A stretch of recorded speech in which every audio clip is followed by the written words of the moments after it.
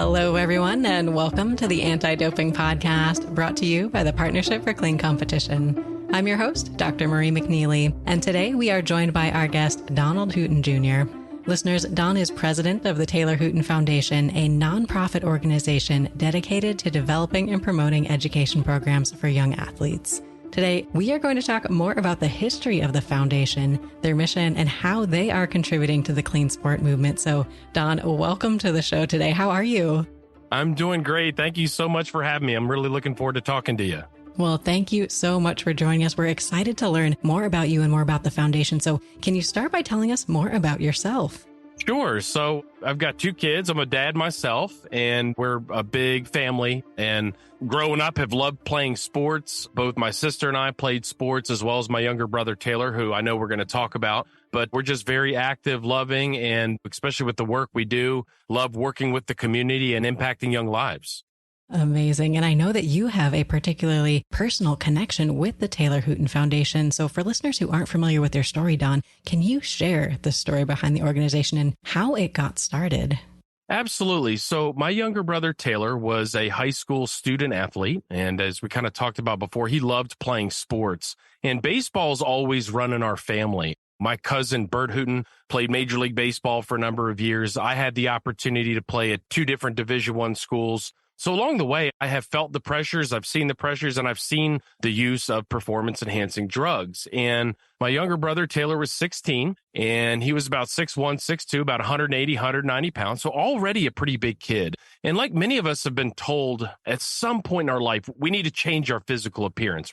And that means a lot of different things to a lot of different people, whether that's you got to gain weight, you've got to lose weight. In sport, we're always told you've got to get bigger, stronger, and faster. And Taylor was given those instructions. You've got to get bigger, stronger, and faster. However, there was nobody there to help him with a nutrition program, as well as some sort of fitness program or weightlifting program. And half of the kids on Taylor's team were using anabolic steroids to achieve their physical goals. So Taylor began buying anabolic steroids when he was 16. He was purchasing them at the local YMCA, where our family was living at the time in Plano, Texas, and began using these drugs. And sadly, 6 months after he made this uneducated decision to begin using anabolic steroids to achieve those physical goals, he wound up into a depression that was serious enough that he wound up taking his life on July 15th of 2003. Oh, wow. I know that was a major tragedy for your family, and you decided to take this pain, this difficult situation you were in, and do something positive with it. Can you talk about how the situation with your brother, this terrible tragedy for your family, then led to founding the Taylor Hooton Foundation? Certainly. And I like that question just because Taylor passes away and you're kind of in shock, especially when it's a suicide. You know, what happened?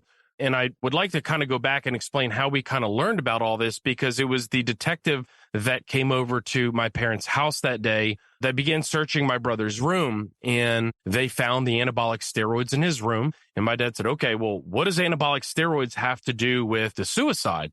And the detective sort of sat him down and explained how this could be one of the side effects. And long story short, my dad reached out to Dr. Gary Wadler, may he rest in peace, but he was, I believe, on the board with the World Anti-Doping Agency at the time, and said, basically, Don, look, we need to form a foundation. We could put in Taylor's name and what have you. And this is something that is not often talked about. And it's something that happens, and we need a face to go along with this sort of side effect that is taking lives of young people. And my parents decided, hey, we'll form the Taylor Hooton Foundation in Taylor's memory. And I'll never forget, and now having kids, it's a lot even harder to wrap your head around. But about 6 weeks after my brother passed away, my father delivered really our first education program, if you will, to local parents in the Plano area, just talking about what had happened with Taylor. And we knew that it was a widespread problem because following Taylor passing away, hundreds of kids were at the house. And many of the football players were talking about how prevalent it was in football. The same went with baseball and some of the other sports, but it was widespread throughout the school. So it was about 2004, roughly, when the 501c3 paperwork was filed. And that process today happens a whole lot quicker, but it took a couple of years for the approval to come through on our 501c3. And that's when the Taylor Hooton Foundation was formed and why we formed it. And here we are today, 20 years later. Oh, wow. And I think you brought up a really important point here, just the pressures that young athletes feel. And you mentioned that you've felt these pressures to reach your physical goals in sport yourself. So how did you respond to them? And I guess, how did you deal with them without turning to performance enhancing drugs? Today is much different than when I grew up. 20 years ago was a different time. We didn't have social media. We didn't have filters on our phone. We didn't have some of the advertising that we do today that surrounds body image. But I will never forget the one reason I decided to not turn to anabolic steroids was simply because about a week before my brother passed away, he and I were on what would be our last family vacation together. And I remember asking Taylor about these drugs. Now, mind you, he had put on about 30 pounds of muscle within the first 6 weeks, which obviously we know is impossible to do without the use of drugs. And I said, wow, I mean, you look great. He had obviously gotten a lot bigger. He was very muscular. I said, hey, and I'm playing college sports. I knew about 75% of the guys on my team were using performance enhancing drugs. And he said, Don, please don't. And I said, why not? And he said, because they make me aggressively depressed. Now, I didn't know what that meant at the time. I wasn't really familiar with depression and mental health and that sort of stuff. But that was one of the obviously driving factors of me not wanting to use. And then obviously he passed about a week later. But it was the illegal drug use and really all the unknowns. Absolutely. Well, thank you so much for sharing your story. And to dig into the Taylor Hooton Foundation a little bit, can you share with listeners what is the mission of the organization and how are you working to fulfill it every day? So the mission of the Taylor Hooton Foundation is to enlighten the world to the truths about appearance and performance enhancing substances. So on a day-to-day basis, we call on schools nationwide, all across Canada, Latin America. We've even been over to Europe to do a couple of programs. And we have two different vehicles that we deliver this information via assembly style. And we call them our All Me Assembly programs. And our first All Me Assembly program, sort of our flagship program, is All Me Appearance and Performance Enhancing Substances. And this is where we're going to cover things like anabolic steroids and dietary supplements and energy drinks and body images and pressures, that sort of thing. And then sports dietitian Tavis Piatoli, who has helped us develop our nutrition program, is called our All Me Nutrition and Dietary Supplement Safety Program. So we have two different education programs that we offer. And I know a lot of people like to look back at the pandemic and see all the negative things, but there were a lot of positive things that came out. One of the things was we learned how to deliver our programs virtually and do it very, very well, effective to where young people can still stay keyed in, even if they're just watching some slides flip on a screen. So we offer both our programs in person as well as virtually. We also have our website that has a ton of resources on it, as well as the All Me podcast, similar to y'all, where we release episodes on everything that falls under appearance and performance enhancing substances, nutrition, and dietary supplement safety. Well, thank you so much for sharing these resources. Can you talk a little bit more about what resources you have on your website for people that are not only young athletes? Certainly. So on our website, you're going to find all sorts of information that relates to anabolic androgenic steroids, SARMs, just getting an understanding of what the dietary supplement industry is and how it works and why this lack of regulation can cause some problems. We have some information there on energy drinks, but we get the question often from parents, how do I talk to my young people or my loved ones about this topic? I'm not educated on it like you are. Well, we've actually have a whole page just for parents. Like, how do I talk to my young people? It has a set of questions you can use to ask. The one thing that we've learned is young people want to talk about this topic. They're open to talking about this topic. We just have to ask them questions. And once we can get that discussion going, that's how we can fulfill their needs and provide them with the education they need so they can make educated decisions and hopefully not that same decision that my brother did. Absolutely. And I know to solve a big problem like performance enhancing and appearance enhancing drug use, you sort of have to have a sense of the scale or the scope of the problem. So what is the scale of the problem for performance enhancing drug use in young athletes? So the latest numbers we have are almost a decade old now, sadly, and we have actually been approaching different research organizations to try and update this data. But what we know from the last research that was done is 7% of high school students, and that's male, female, athlete, and non-athlete, admit to using anabolic steroids. And I believe it was 12% that have admitted to using human growth hormone, which are scary high numbers to think about it, especially when you talk about the word admit. I say that because when it comes to performance enhancing drug use, if you look at it from the elite level all the way down to the youth level, nothing changes, meaning it's very secretive behavior. I know guys that use this stuff throughout their entire college career, and you would even ask them about it today, and most of them would deny it, or they'd say, I denied it for many years, obviously until they got a lot older. So I would guess those numbers are probably a little bit higher than that. But again, that's all anecdotal. But research shows 7% of high school athletes and non-athletes, male and female. That is higher than I would have expected. Were you surprised when you saw these numbers?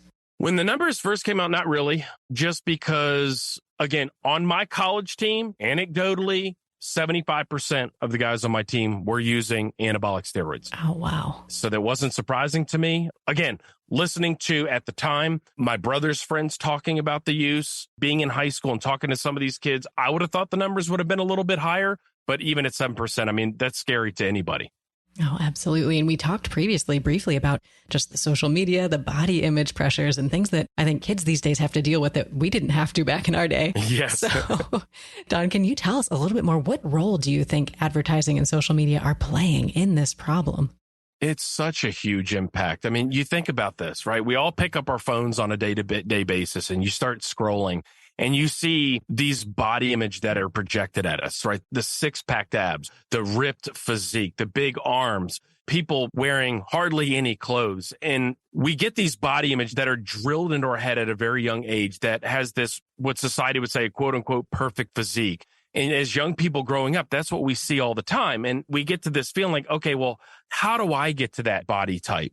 What sort of crash diet do I need to go on? Or what supplements should I be taking in order to look that way? Because obviously I want to feel better about myself, right? So I need to sort of have this body image that I'm seeing out on social media. But then you look into the world of advertising and you see these body images, whether it's a female in a bikini or a guy just wearing his bathing suit and they're running on the beach. And it's like, well, buy this dietary supplement. You'll both feel better. You'll have more energy. And this is what you'll look like. And we know that's not the case. Right, Dr. McNeely? I mean, we know if there was a dietary supplement on the market today that made us all ripped and have this Greek-like physique, that we would not be struggling with obesity in this country. So it doesn't exist, but it's really sad that product manufacturers are able to market their products this way without giving more information to the consumer. Absolutely. And I think ad targeting is another thing to be concerned about because with social media, you have some of the demographics sort of baked in so they can target ads to particular people or people who have particular interests. Is this something that you're particularly concerned about? Yeah, because the one thing I do, again, anecdotally, when we're doing a program, I'll ask young people, let's call it 9th grade to 12th grade. Now, this is athletes, not athletes, males, general student population. And you ask them, okay, in the past 24 hours that you have been on social media, have you seen an ad for hormone replacement therapy, HRT, or testosterone replacement therapy, TRT, or some sort of ad to help boost testosterone? And when I tell you 25% of the hands in that room will go up, that's shocking to when, again, we'll do something, let's say in the evening for a group of parents, and you ask the parents the same thing, and only a few hands go up. It's like you can't target young people, especially with testosterone type products. One, it's not fair. Two, it shouldn't be legal, but they're starting to see it. And when you start to see it more, it becomes normalized. And when it becomes normalized, like, well, it can't possibly be that dangerous because I'm seeing it out on social media. They're advertising. They wouldn't certainly advertise something to me that could be harmful. Absolutely. And as someone who's deeply invested in this area and well educated on it, how do you approach social media then in dealing with your own children, what they're seeing? Oh, we have 2 little kids. So we have 2 under 2 right now. Okay. But I'm glad you asked that question because we have friends that have younger kids. And it's like you have to really be mindful as to what they're seeing. Whether you put a time limit on how long they're looking there, or at least you talk with your kids like, hey, what are you seeing on social media? Open the discussion with them. I don't know how we're going to handle it, Doctor. I mean, in a couple of years, it's probably going to be totally different when they get on social media, but it's pretty scary. And how do you curb that behavior when all their other friends are doing it?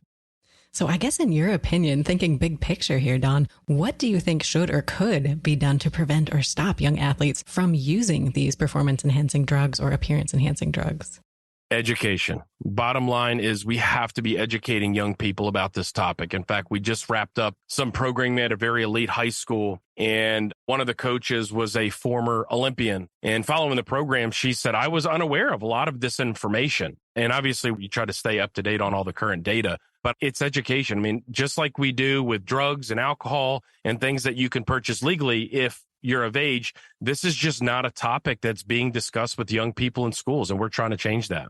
Absolutely. So I know education programs, assemblies, these sorts of things may or may not hit home for people who are in middle school, high school, things like that. How do you make education that really engages people at that age level who are worried about being cool, worried about body image, worried about all these sorts of pressures that they're dealing with on a daily basis? How do you really reach that audience? I wish you could see me right now because I'm smiling ear to ear. Nobody's ever asked that question before. But one of the things that we try to do differently is we've all sat through middle school and high school assembly programs, right? You've sat through the don't do drug programs. We've sat through DARE programs. We've sat through all these don't do. The way we approach is much different. One, it's okay, let's talk together about this topic. Let's pull back the curtains when we look at the dietary supplement industry, right? There are some great products on the market. How do you find those products? As a consumer, right, when we talk about dietary supplements, you just want to talk about, okay, what are some of the warnings out there? Are you reading the label? Like sharing personal stories. What have we seen out in the field? When it comes to anabolic steroids, it's showing them where these drugs are coming from. And it does some funny stuff to the body. So you have to not make jokes about it, but you have to weave in some humor. So each one of our speakers, when we deliver these programs, we have a little bit different approach. So for me, I like a little bit of humor. I like to make people laugh because that engages. But one of the big things is I'm a storyteller. I love telling stories. I think that's a way that human beings engage. Where Brian is also a great storyteller, but he also enjoys music. So he'll do some rapping during his program. And that keeps the kids sort of tuned into what you're talking about. And the other great thing you got to do is you have to keep your memes up, right? You have to make sure you're using the most current memes in your program so that you stay relevant to the kids. And the last thing is what's interesting is we used to go into schools and deliver programs in slacks and a polo, just because that's obviously how you would want to present yourself. And we actually found through some of the feedback forms is the kids would prefer us to be in jeans in one of our All Me t-shirts, simply because it's not like we're lecturing them. It's more trying to get on their level and give them an understanding about the dangers of these drugs. So again, they can absorb that education and move forward in life knowing, okay, whatever decision I make, at least it's been educated or I know where to find the resources. Absolutely. I love that approach, kind of engaging them in discussion, sharing your own stories and perspectives instead of just talking at them, because I think that's a challenge, right? You develop all these cool education materials, you present them to students and they just sort of tune out because they don't feel like they're getting pulled in or they don't feel like you really get where they're at in their lives right now. You're right. And if you stay relative, you got to keep up with some of the stuff. We have some friends that have some young kids that are getting to middle school and high school. It's like, all right, what's cool now and what's not cool? What's funny? What are people watching? What video games are playing? And you try to weave that into your message so that obviously it continues to connect with the kids. Definitely. And I know in addition to some of the maybe more widely known performance enhancing drugs like anabolic steroids, growth hormone, you're also working through the foundation to educate people more about important considerations and some of the potential health risks actually for dietary supplements, as we mentioned, things like energy drinks, which people may not really think about. So Don, can you talk more about why you're really targeting these kinds of products as well for your audience? It's because when you talk anabolic steroids, testosterone, that sort of stuff, you're only going to relate to a certain amount of people. There's going to be a lot of people that will never have the desire or pressure to use those types of substances. On the other hand, when you have products like dietary supplements and energy drinks that are readily available on the market and you walk into a grocery store and they're right there when you check out, it's something we need to educate on. So we'll start with dietary supplements because we know about 25% of all high-risk dietary supplements will have some form of anabolic steroid or other banned substance in it, even illicit drugs. So you've heard everything from there's been meth in some of these products to even Viagra to anabolic steroids to diuretics. Lots of other stimulants have been found. So as a consumer, they need to first understand what is a dietary supplement? How does it differ from a food? And why, as a consumer, do I need to make sure, one, I'm reading the label, but two, am I buying a product that's third-party certified, like NSF certified for sport, right? Which is the gold standard. So it's giving them the knowledge as a consumer when they go into a store, what they should be looking for. In fact, we just got feedback from a young student. It was so nice to get first thing yesterday morning. And thank you for coming out to our school. We really appreciate it. I had no idea that there was this lack of regulation in the dietary supplement industry. Basically, full disclosure, I was buying some questionable products. And again, I thought because I could buy them at the store, they were safe. So it's those little stories that we know is helping. The other thing that we're seeing out there is many of our young students now are consuming energy drinks, and it's really everything in moderation. But we have students today that are consuming multiple energy drinks throughout the day, and we know what some of the early research shows. Like we interviewed Dr. John Higgins on our podcast, and essentially to sum up his 27-minute interview that we did with him is that just one energy drink can hurt our blood vessel function.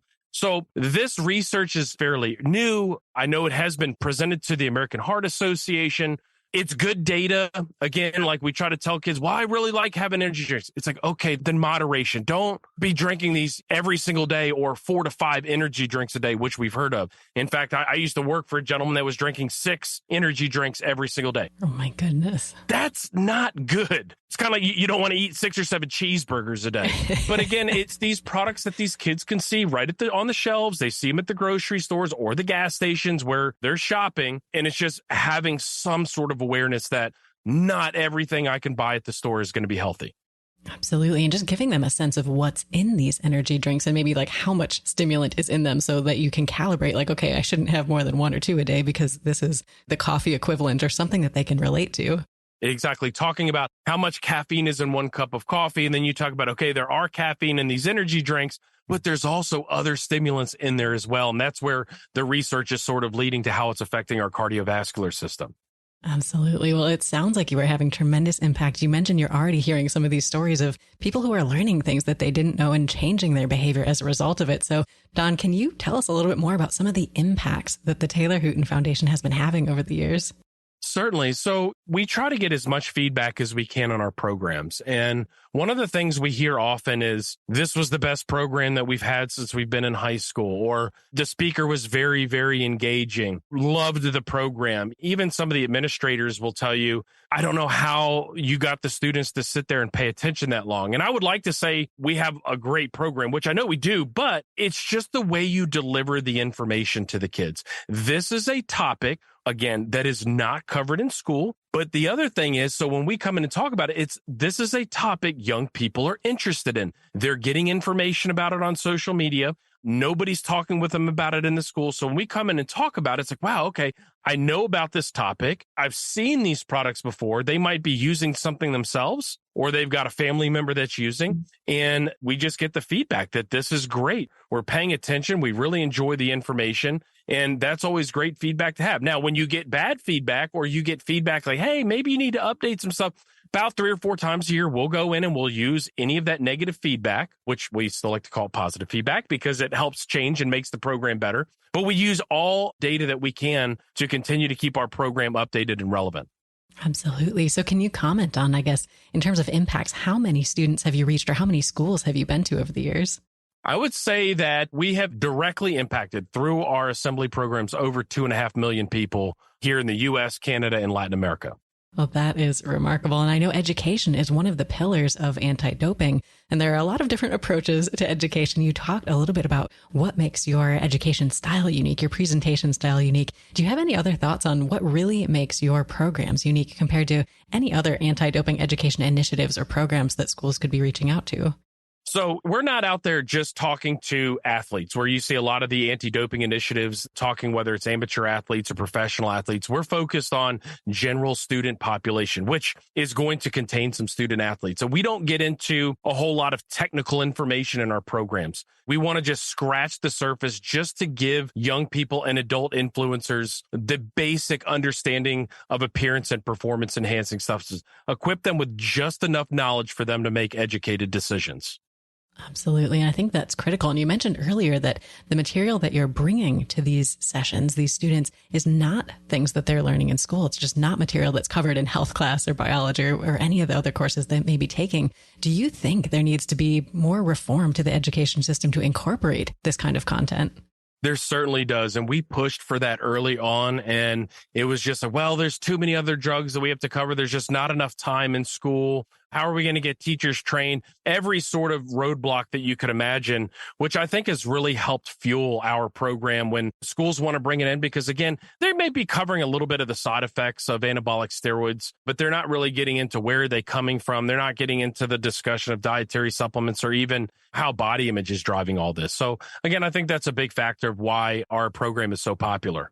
Absolutely. And I know, Don, you can't change the world on your own, though you are having tremendous impact. So can you tell us a little bit more about how the Taylor Hooton Foundation is working with the Partnership for Clean Competition as well as others in the anti-doping community to really help try to ensure clean sport?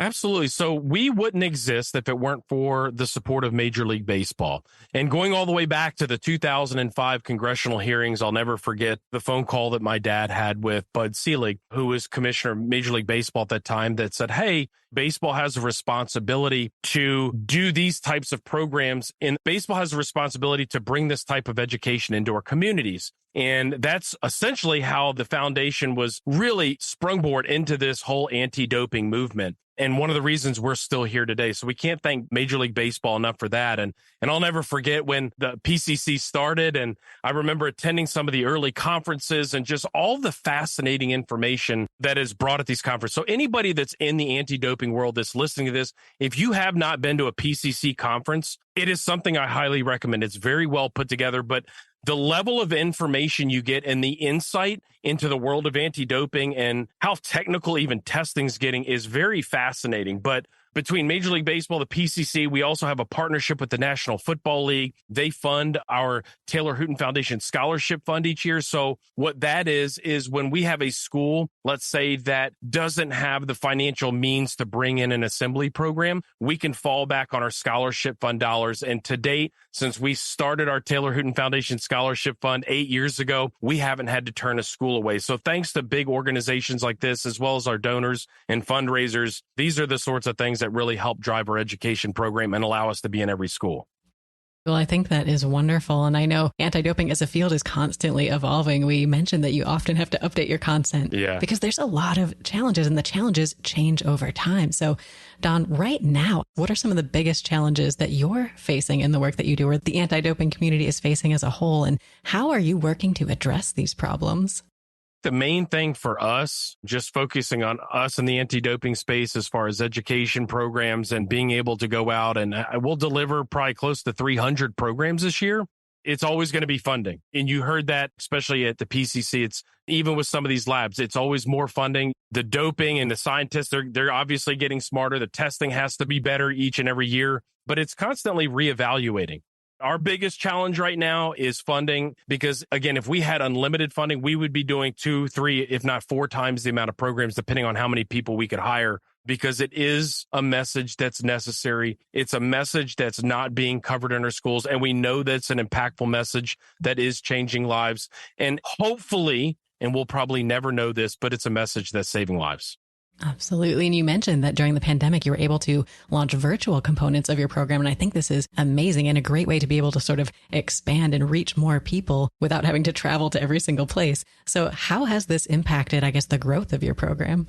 I love that question because during the pandemic, you're kind of sitting there like, okay, what are we going to do? And we had Zoom and we were using Zoom to record podcasts. And so we're like, oh, well, maybe we could figure out a way to update our slide deck so that there's less words, there's more pictures, and we can find a better way to narrate our program. We'll launch this and continue to do programs with schools. And schools at the time were looking for content. And we came up with this cool idea of we'll do classroom takeovers. So let's say you have your health class or science class or phys ed class. And the teacher's like, okay, well, I'm kind of tired of teaching these kids for the day. We'll have the Taylor Hooton Foundation come in. We were doing, for one school, sometimes 8 programs a day. And so we would be sort of the teacher and they would bring us into the Google Meets. We had a Zoom link we would use.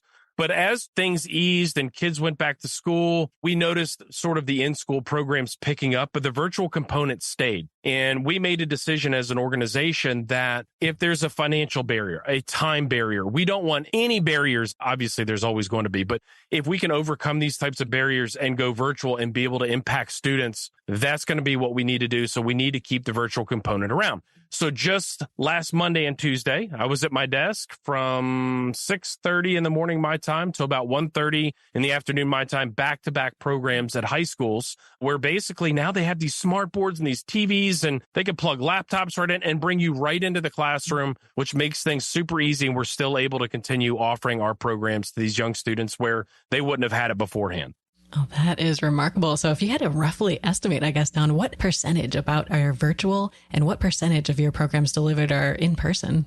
It's starting to become back to where it was before, where it's almost solely in person, but I would say 25% virtual and the rest are all in person.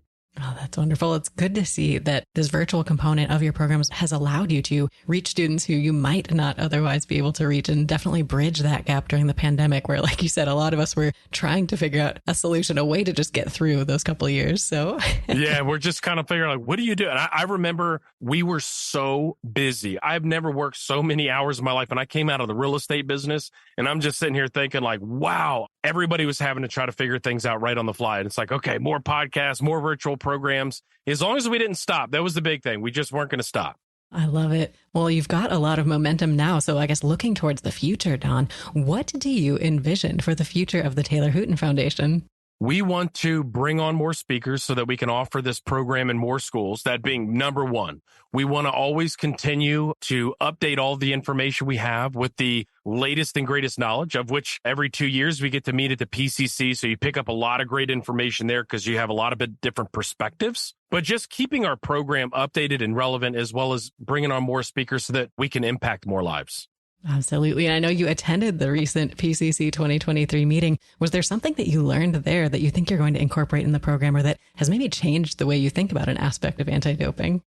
At that level, you start hearing some of the information on the way they're doing blood spot testing, which I thought was fascinating, just because I'm thinking as a former athlete myself, having to urinate into a cup, it can kind of be embarrassing. You have somebody standing there watching you, where this kind of eliminates that. Now, that wouldn't really apply to our program, but some of the information that they shared on meat contamination, for example, as a drug-tested person, drug-tested athlete, I now need to be concerned about where I'm getting my food and some of the examples that were shared there. So that's something certainly that will be incorporated into our education program. And again, what we try to do is really just scratch the surface on it. And then one of the things that we'll do is I got to meet some of the experts there, and we're going to be setting up podcasts to get some more information from them so that we can push the students to the experts when there's a question about, okay, what kind of meats, or what should I avoid? Or when it comes to how do they do drug testing, we can point them at our website or one of our podcasts where they can listen to an expert actually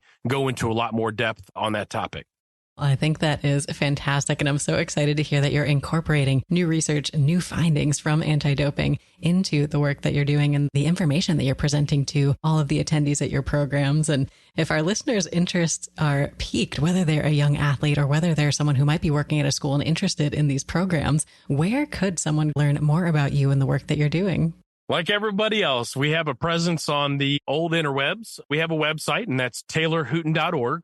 We are also out on social media. We have a LinkedIn page. We have a Facebook page. We have an Instagram page. We have Twitter. We have not gotten on TikTok. I don't know how people manage all this stuff. As you know, you feel our pain. But we also do have a podcast like here at the PCC. So we try to release a podcast every 2 weeks on a different topic. So website, assembly program, social media, as well as a podcast. Oh, wonderful. Well, listeners, definitely check out their website, get subscribed to that podcast, and get connected on social media. And Don, it's been such a pleasure to have you on the show today. Thank you so much for your time. Well, thank you so much for having me. This has been a lot of fun. It has been a pleasure to chat with you and to learn more about you and the Taylor Hooton Foundation. And listeners, as always, great to have you here with us as well. If you haven't already, it would be fantastic if you could subscribe to our podcast and leave a review on your favorite podcast platform. And listeners, please note that the Anti-Doping Podcast features a wide variety of clean sport experts, and episodes may include statements and or viewpoints that do not necessarily reflect the views or values of the PCC. Thank you, and we look forward to seeing you on the next episode of the Anti-Doping Podcast.